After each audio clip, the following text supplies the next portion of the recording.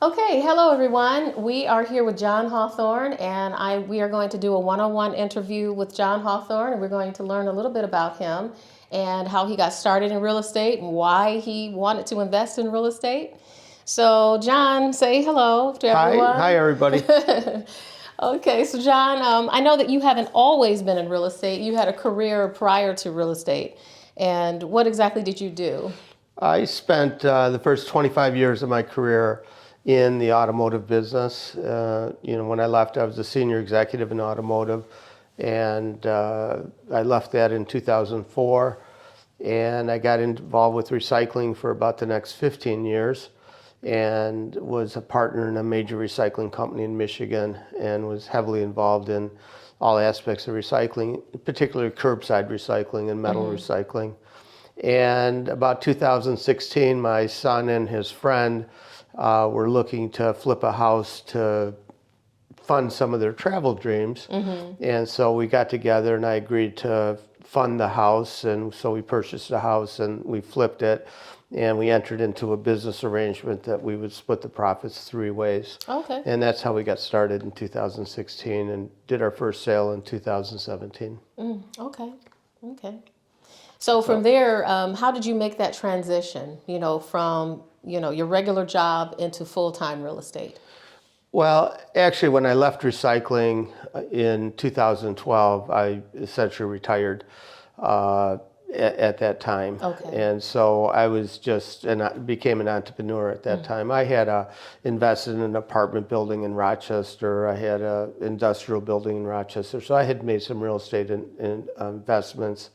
And I had also bought and sold several rental properties. So I was in the real estate business since, 2012. Okay. Buying properties and investing in properties. Okay, I didn't know about the apartment complex. I knew you had, The rental. it was a 4-unit apartment building. Okay. That I had rehabbed with a friend of mine who was in the building business.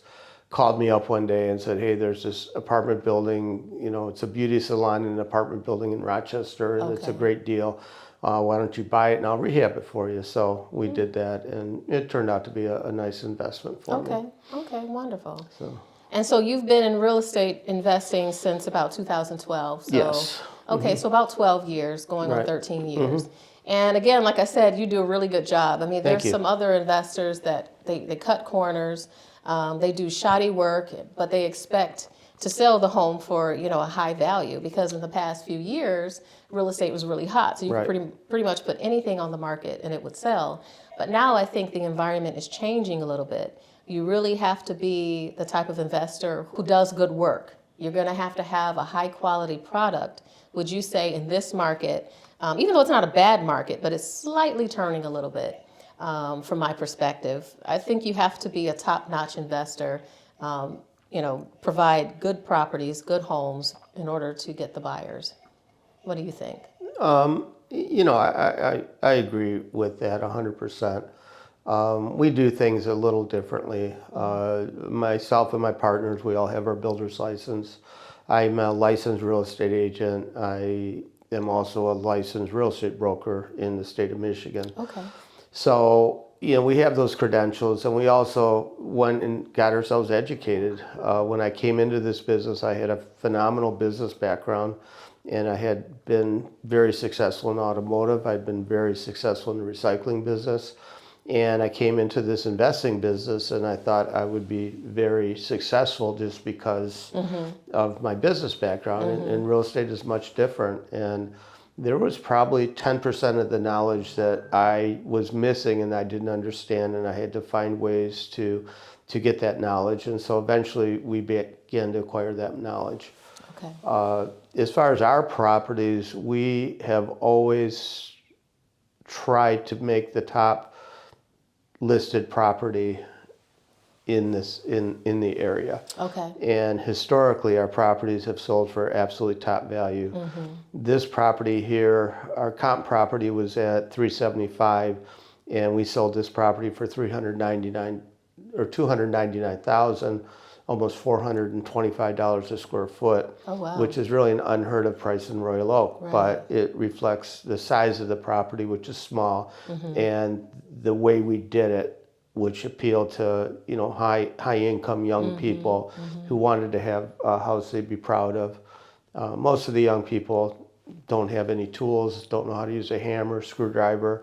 It is what it is, but they want to just buy a house that they can fix or they can live into. Right. 30 years ago, people would be house hackers and they would bring some skills that their parents had taught them, such as my dad taught me how to drywall and how to, hammer and a screwdriver and how to build things. So I have all that, and I taught some of it to my son, and but actually now he's taught me a lot more than I could ever teach him because he's fully vested into the construction end of the business. Okay. I think you said you guys build homes as well, right? Yes, we build a lot of homes, so we're pretty proud of our building, and actually this type of home is my own personal journey.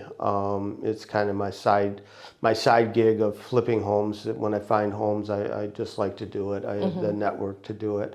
But my partners build new homes exclusively in Birmingham, Royal Oak, Ferndale, and we've built homes that have sold up to 1.6 million, but we've got a couple on the drawing board in Birmingham that'll sell for over $2 million. Wow, nice.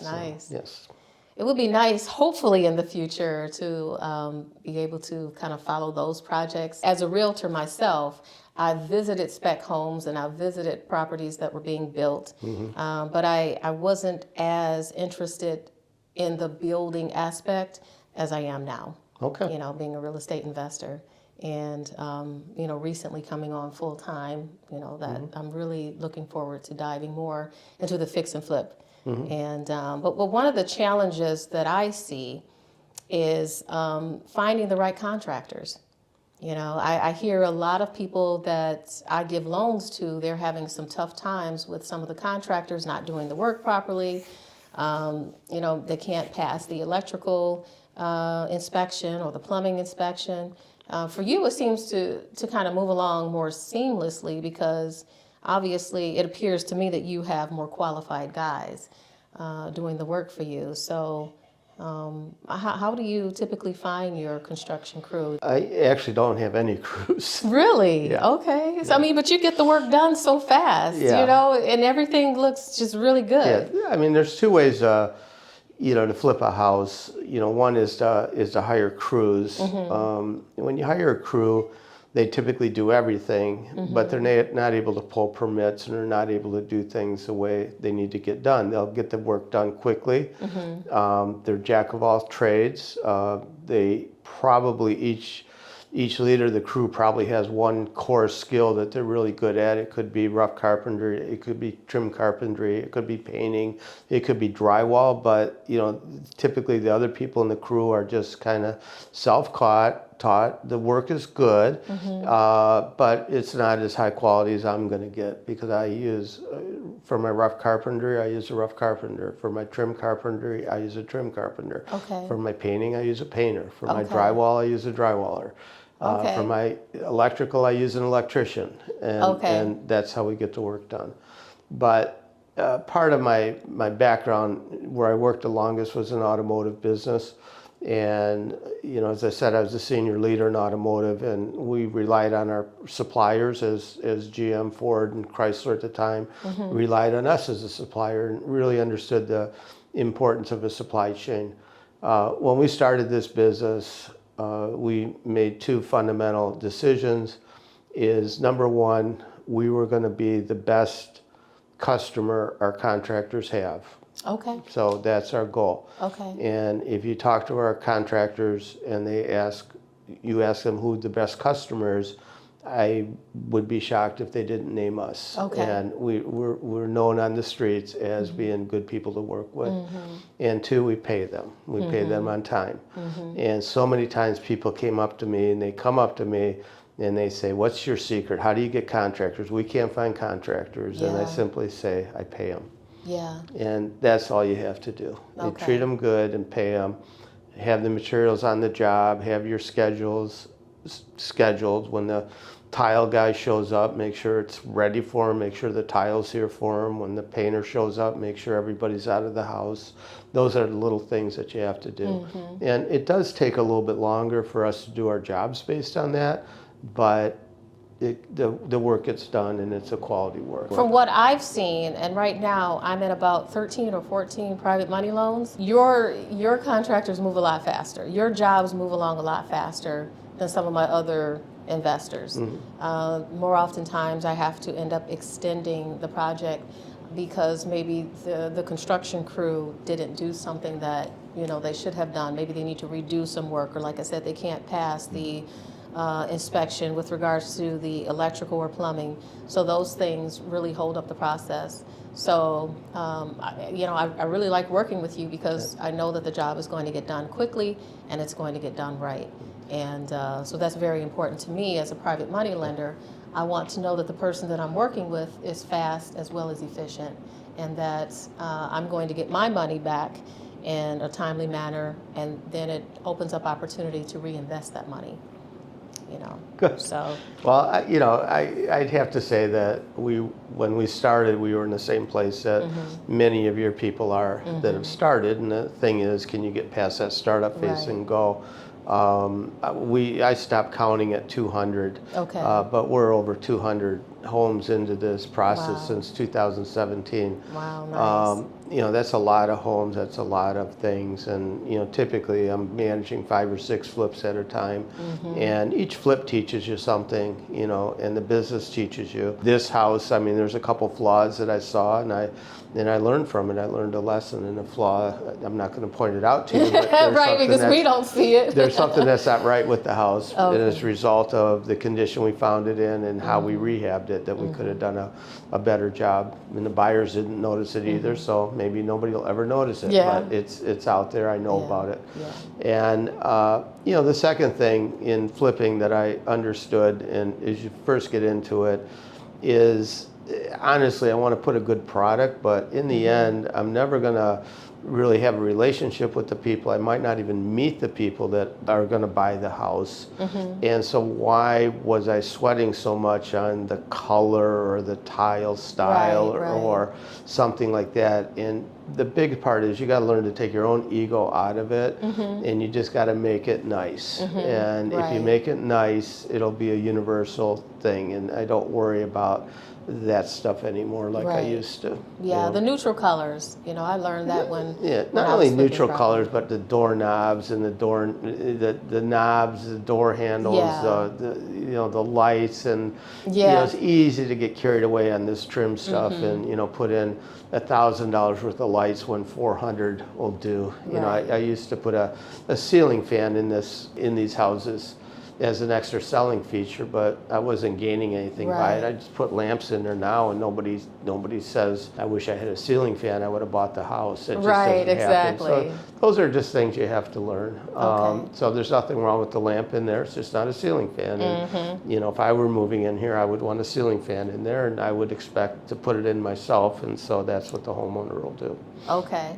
Is there anything else, any advice that you would give to a person just getting started in real estate who want to flip homes or who want to buy and hold? Well, I don't want to give away all my secrets, Carnella, Okay. because I am actually starting up a class, and I'm teaching the material on how to flip a house. But the only advice that I would give anyone starting in this business is that you make your money on the buy of the house, that you have to buy the house right and at the right price. And if you don't buy the house at the right price, you just can't make money on Exactly. it. You're just chasing your tail.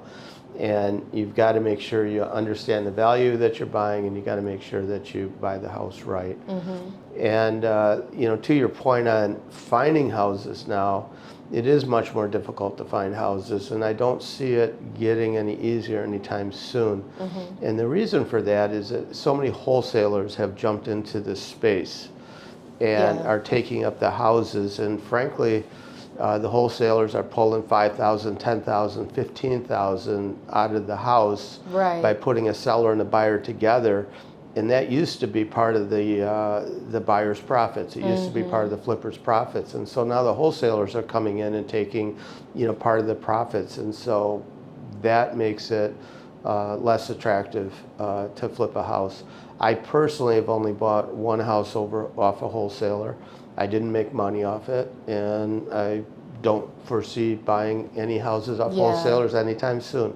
No, I agree with So, you. I yeah. spent the better part of a year looking for homes that wholesalers have sent me, in an advertisement. Hey, this is a great deal. The ARV is too high, the rehab costs are too low, and then when you put the numbers together, it doesn't work. Right. So I know that you have a course that you're starting. So for my viewers, anyone who might be interested in learning more about that course, how might they contact you to get more information? Do you have a website? If so, could Yeah. you provide that? Yeah, they would just go to thewealthyflipper.com. Okay, it's called thewealthyflipper.com if you're interested in connecting with John Hawthorne and learning more about the course that he's going to be teaching new investors on how to flip homes, correct? Correct. Okay, wonderful. Well, thank you so much. I really appreciate your time, John, and I look forward to working with you again in the future. All right. Good luck Okay. to you on your journey. Okay, thank you.